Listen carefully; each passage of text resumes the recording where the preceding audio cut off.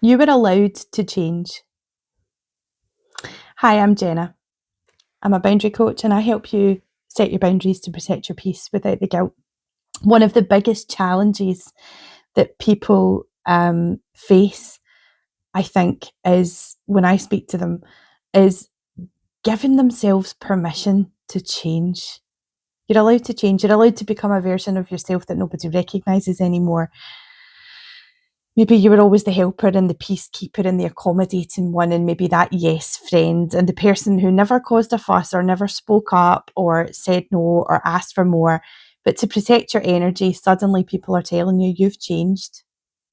Yeah, but they no longer have access to that dynamic of you anymore. They no longer have access to that side of you that they were benefiting from.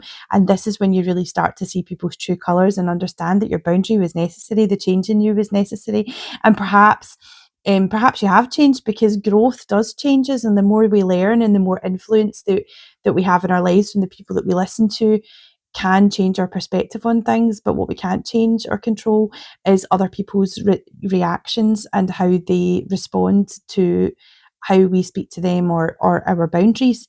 Healing also changes us, boundaries changes, and some people become uncomfortable when we stop behaving in ways that that benefit them.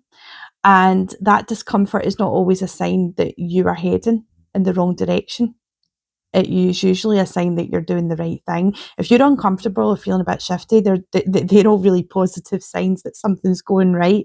So, like I've said before, sit and get used to the feeling of discomfort. It's a good sign. You're allowed to evolve. You're allowed to outgrow old roles and outgrow the manufactured version of you that existed only because other people made you that way. You're allowed to unmask and step into your own, and you're allowed to choose yourself. Protect your peace. Your body remembers.